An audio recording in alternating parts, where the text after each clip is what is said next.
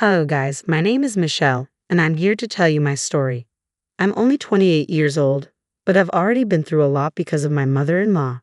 This story is about the time she tried to kick me out of my own house.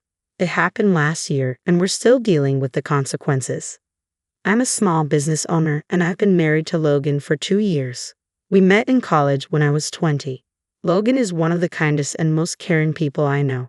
His friends also love him for his helpful and caring nature. I used to be very lonely in college, so finding Logan was like a dream come true. My own toxic family made me believe I could never succeed in life. I got into my dream college on a scholarship, but I still had to work 2 jobs to cover my expenses. Logan supported me throughout my college life and encouraged me to start my own business. While he was an amazing boyfriend, there was one problem. His mother, Kate, Logan's parents were divorced long before I met him. However, Logan had a good relationship with both his parents, especially his mom. He always said, "You know what, Michelle? Even though my parents are divorced, I love them both equally. My mom is especially important to me." I responded, "I know, Logan. It makes me happy to see that your family loves you so much. It makes me miss my parents even more." Logan continued, "A few of my past girlfriends had a problem with me being so close to my mom. They've had many issues with her. I just want you to know that she's important to me as well. I have no idea why they had a problem with your mom. She seems like a great mother and a good person. I mean, she raised you and you turned out so well. Don't worry, I'll try to have a good relationship with her," I reassured him. Back then, I thought it was extremely sweet of Logan to look after his mom. When he joined his father's business, he started sending Kate money. He was generous with his family, which I adored. He was equally caring towards me, but I always insisted on splitting bills evenly. We moved in together at the end of my final year at his insistence. Things were going really smoothly until it was time to meet his family. I had already met his sister, who flew down to see us during spring break. From the moment I met her, I knew we would be best friends. She was just as sweet as her brother and stayed connected with me through social media. I met his mother and father when they came to his graduation. His father, Robert, gave me a big hug and was genuinely excited to meet me. His mother, Kate, on the other hand, was the complete opposite. She barely acknowledged me and kept calling me Logan's friend. I tried to make small talk with her, but she simply looked in the other direction. When we were alone, she actually told me that she thought our relationship was temporary. Kate was convinced that Logan would break up with me after joining his father's business. She said, "I don't know why Logan is making such a fuss about you. It's not like you two will last forever. Looking at you, he can make do with a girl like you until he joins the business. After that, he will need someone more suitable." "Kate, what are you saying? Logan and I are very serious. We're actually thinking about getting engaged. I love your son, and he loves me too," I said. "Oh please, don't give me that. I know you are nothing but a gold digger. I've met a lot of trash like you. You should ask me how I chased them away from Logan," she retorted. "Kate, you are misunderstanding me. I'm not with Logan for his money," I tried to explain. Kate interrupted me and went on a tirade about how I was a witch and didn't deserve Logan. The amount of venom and nonchalance she showed honestly surprised me. I tried to ignore her words and put on a happy face for my boyfriend, but inside, I was thinking about whether I should have a talk with Logan about his mother. When we returned home, Logan enthusiastically asked, "So what do you think about my parents? Have you guys gotten along?" "Your dad is an amazing man, Logan. You saw how we bonded quickly. I can see where you got your kindness from." "And what about Mom? I saw you two were talking privately. You must have hit it off instantly." I didn't want Logan to worry, so I told him Kate and I were good. He seemed satisfied with my answer and didn't press further. Eventually, days passed and Logan joined the business. He often went to visit his mother and asked me to accompany him, but I was uneasy after our last meeting and refused. That year, during Christmas, I unexpectedly got an invite from his mother. They were going to have a grand celebration with all his extended family. Logan seemed pretty excited and told me I should come. Since Kate sent me the invite, I thought she might have changed her mind about me. Now I know that I was extremely foolish to think so. We excitedly visited Kate and prepared ourselves to meet the guests. Kate ignored me the entire time and even made some rude comments. When I met Logan's grandmother, she praised me and said, "My grandson has chosen quite well. You are a delightful girl, Kate. I've heard a lot about you from my grandchildren. I know you have a successful business that you started from scratch. You're an inspiration for your peers out there. Thank you, Grandma. Your grandson really helped me a lot as well. He is the reason why I have so much confidence in my business. You mean how my son gave you money to start your business, right? I know you struggled to make ends meet in college. I wonder how much my son gave you for your business. Your parents bailed on you, so you decided that my son would be a good financial replacement. Kate, what is wrong with you? Michelle is successful because of her own efforts, Logan's grandmother interjected. I think you were mistaken, Kate. Logan only gave me a small loan when I started. I paid him back the entire loan a few months after opening my business. My family wasn't very supportive, so I had to cut them out of my life. I am with Logan because I love him and nothing else. That's what all gold diggers say, Michelle. I'm starting to understand why your family abandoned you for good. It would be a shame for anyone to be related to a gold digger like you. I was on the verge of crying and had to excuse myself from the party. Logan found me crying on the porch after some time. He profusely apologized for his mother's behavior and asked me to forgive him. Even his grandmother came outside and comforted me. Kate was inside the house, screaming about how I ruined her Christmas party. Logan's grandmother quickly went back and started berating her for being so mean to me. That shut her up very quickly. I did not want to go back inside. Logan pleaded with me, Michelle, please let's just go back inside. Please forget what happened. I don't know what has gotten into Mom. I can assure you she won't say anything else, and if she does, I will stop her. Fine. I will go back inside, but understand this, Logan. I'm going back for you. I don't want to ruin your day.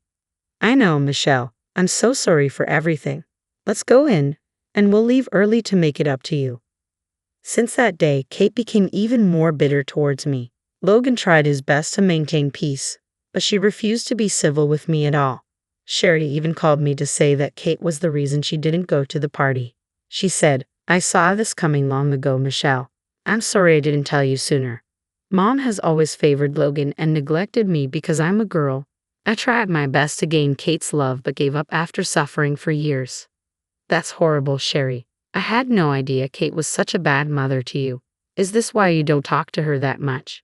Yes, Michelle. I have no interest in talking to Mom. I am genuinely happier being away from her. I should warn you, though, Logan is a good man, but he tends to be too soft on Mom and her toxic behavior. Sherry's story stayed with me for a long time. It even made me question my relationship with Logan, but I loved him too much to leave. I had no one, and Logan was the best thing that ever happened to me. So when Logan surprised me and proposed, I said yes. At that point, I knew that no matter what, I would always be by his side. We called his family to tell them about the engagement. Everyone was super happy except Kate. She congratulated us but quickly ended the call. Charlotte then called to tell us that Kate had gone ballistic over the news. She said, I have some bad news for you guys. Mom has absolutely lost it after you announced your engagement. She's calling up every family member, spreading lies about Michelle's character. She wants everyone to pressure Logan into breaking the engagement. What are you talking about, Sherry? We spoke to her just yesterday. She didn't say anything to me. Why would she, Logan? She knows you won't listen to her right now, so she's bringing people to her side. Now everyone in your family thinks I'm a horrible woman. I'm pretty shocked by Mom's behavior and don't know what to do, but I'll stand up for you, Michelle. You're going to be my wife. I'll do my best to protect you. Our engagement was almost spoiled by Kate as she tried to get everyone against us. Thankfully, no one paid heed to her and actually supported us instead. Logan was crushed and tried to talk some sense into his mother. He visited her every day and tried to tell her how happy he was with me, but everything fell on deaf ears. She cried and screamed about how he doesn't love her and wants to marry a gold digger. I was getting annoyed by her constant taunting. Finally, Logan and I sat down to discuss what we should do about Kate. Logan, your mom's behavior is seriously wearing me down. I just can't take it anymore. Sooner or later, you will have to do something about this, I said. I'm so sorry, Michelle. I'm apologizing on her behalf. I promise that I will distance myself from her. She is my mom, so I don't want to cut her off. Logan replied. I understand, Logan. Kate might be nasty to me, but you can't just let her go. However, we need to go low contact for a while. Logan then talked to his mom about our decision. Thankfully, Kate stayed away from all wedding preparations. However, she was busy telling everyone how bad I was and how her son was a lost cause. I tried my best to focus on the wedding and ignore Kate's malicious actions. She did everything from threatening to boycott the wedding to showing up at Logan's office to cause a scene. When nothing worked, she set her sights on our wedding. She called up our venue and canceled the date, pretending to be me. The venue, unfortunately, went along with it and canceled the booking. We tried our best to negotiate with them, but they refused to give back our deposit. They were willing to refund the money only if we pressed charges against Kate for impersonating me. Logan, as usual, did not want this to happen. He said, "Please, Michelle, don't make me file a report against Mom. I can do that. You have to understand." "What about the venue, Logan? We literally lost money. I don't have a place to get married," I replied, frustrated. "I'll fully pay for a new venue, completely on my dime. I don't want you to lose any more money than you already have. We may have to book a smaller venue because of the money, but I promise you this won't happen again." "Fine, but you need to talk to Kate about her behavior. I don't want any more drama. I've lost enough money and energy because of her." I was extremely upset and wanted to scream at Kate. Logan promised to handle the situation and dealt with Kate on his own. After this incident, we put passwords on all our vendors. Robert took pity on us and actually covered the cost of the cake as a wedding gift.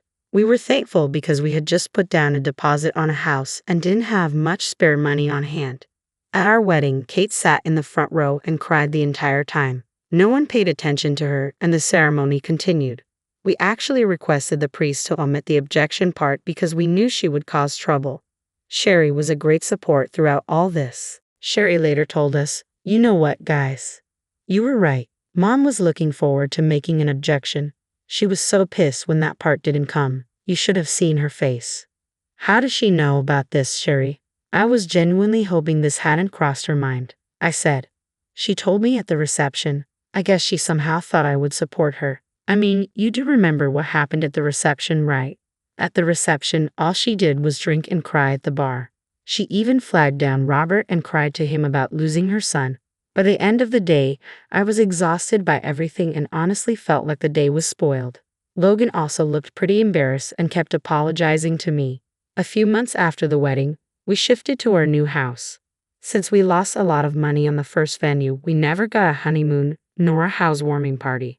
However, we were happy to finally get married and own the house. One day, we were home after work and Logan told me that Kate had fallen down the stairs at her apartment.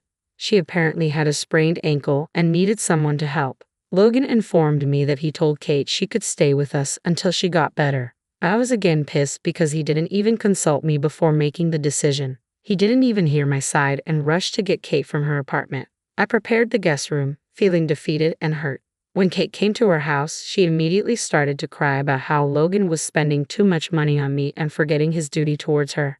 She said, "I can't believe how fast you abandoned me. This woman has you under her spell. First, you pay for her business, then the wedding, and now you gifted her a house. You spent so much on this cheap woman while your mother is living in a small apartment. How are you not ashamed?" "Mom, we paid for everything together. All expenses for the wedding and the house were split equally. This is why we're both on the deed of this house. I didn't pay Michelle's part. She can earn for herself," Logan explained. "Oh my God, you even got her name on the house. She's going to ruin you, Logan. This house is yours, not hers. Michelle is going to divorce you and take all your assets." "Mom, what are you saying? That is not going to happen. Please stop insulting Michelle for no reason." Kate went on blabbering about how gold diggers like me cheat on their husbands and take all their money. Logan and I ignored her words and concentrated on settling her in the guest room. She again complained about how she should be in the master bedroom and that it was the least we could do for her. Logan just looked defeated and kept his eyes down the entire time. He begged me to behave and just put up with Kate for a few days. One thing I noticed was that she was not walking like she had a sprained ankle. When I informed Sherry of the matter, she was suspicious of Kate as well. She told me to keep an eye on her since she had faked injuries in the past. Kate was already whining about how I should be cooking her meals and pampering her. She knew I had work but was convinced that all I did was sit on my butt. After 2 days of putting up with her antics, I finally caught her casually walking down the stairs like nothing happened. I accessed our security camera from the living room and found more proof that she was faking her injury. I patiently waited for Logan to come home and confronted her with the evidence. When Logan saw the footage, he was super angry. He confronted Kate and asked her to explain. She was already in tears and said, "Logan, how could you doubt me like that? You know I am in pain. I can't even move a few steps without falling. My ankle is swollen, and I'm taking pain medications every day. That witch is manipulating you, Logan. Why would I lie about something like this? Kate, we can clearly see you moving around the house when I'm working. Your legs seem to work fine when we're not looking. There's no need to keep lying about this. How dare you accuse me of lying? I'm not a lowlife like you. My son loves me more than you anyway. I have no reason to lie. You're just jealous he is paying more attention to me. Logan, do something about her." "Mom, I am having a really hard time believing you right now. You've already pulled this stunt before. Why did you lie to me about the injury?" "You have to believe me, Logan. I need your help. Your witch of a wife just wants me away from you. If you are seriously injured, why didn't you go to a doctor? Where are your doctor's notes?" "I'm scared of hospitals, so I couldn't go, but my ankle is really sprained. I'm telling you the truth." "Well, in that case, why don't we go to a doctor and get it checked? If you really are in pain, we need to get a test done on your leg anyway." At this point, Kate started to hyperventilate and cry. She kept screaming at me for being a scheming witch and begged Logan to listen to her. Logan just kept his head in his hands and said, "Mom, I love you, but what you are doing is very disturbing. I thought I could trust you. Why did you do this?" "I'm telling you the truth, Logan. This girl has destroyed our relationship since she came. You used to be so doting and caring towards me. Now you're accusing me of faking my injury. You don't love me anymore. I'm your mother. You should be taking care of me. You have to choose between her and me. Think wisely if you don't want to lose your mom." "What are you saying? I can't do that. I'm never going to see your face again if you don't divorce this witch. She is a snake, and that is exactly why her family abandoned her. You're wasting your time on a gold digger who doesn't love you. She's just using you for money. She can't stand that you give me money, so she wants me out of your life. You need to get rid of her before she traps you with a baby. You need to decide today, Logan." Kate went on and on about how I deserved to be mistreated by my family. She said so many hurtful things that I started to cry. I couldn't take it anymore. Logan looked at both of us and then rose from the couch. He went upstairs and returned with packed suitcases. When she saw this, Kate started to smirk at me. I was too upset to even look at Logan. When Logan finally reached us, I saw that he was carrying Kate's bags instead of mine. Kate looked shocked and started to sob. Logan simply said, "Mom, for years I've seen how you've treated Michelle. I kept quiet because I didn't want to lose you. I told Michelle to put up with you. You kept calling her names and even tried to sabotage our wedding. Still, I thought you would change and accept her as your daughter-in-law. Clearly, I was wrong. Logan, I only wanted the best for you. You have to understand that Michelle's plan is working against us. I'm your mother. You cannot kick me out." "Enough, Mom. Michelle has already been through enough. You attacked her character and achievements. You were cruel enough to talk about her family. I had enough. I'm done with you. Take your bags and get out." "Logan, you can't do this." "I am ashamed I hadn't stood up for Michelle for so long, but I'm going to fix this now. She is my future, not my manipulative mother who destroys my relationships. Get out and don't come back here." Kate kept sobbing and clung to Logan for dear life, but he paid her no heed. He simply removed her from his arms and escorted her out. He came back and comforted me because I was still crying. Logan profusely apologized to me and promised that things would change. I was just mad at him because he had never kept his promise before. After Kate left, Logan spent the next few weeks making it up to me. He blocked Kate and everyone who tried to advocate for her. Robert called him and gave him a stern scolding for letting Kate hurt me for so long. Sherry was also pretty angry with Logan. He slowly realized how he had been pushing others away to accommodate Kate. He had to undo a lot of damage that Kate had caused in his life. We both started going to personal and couples therapy. He has come to recognize that Kate is a narcissist and only wanted control over him. Our relationship has improved a lot, and we are happier than ever. Hopefully, Kate will stay away from us. Logan is contemplating a restraining order if she doesn't. All in all, things are good and we are finally happy.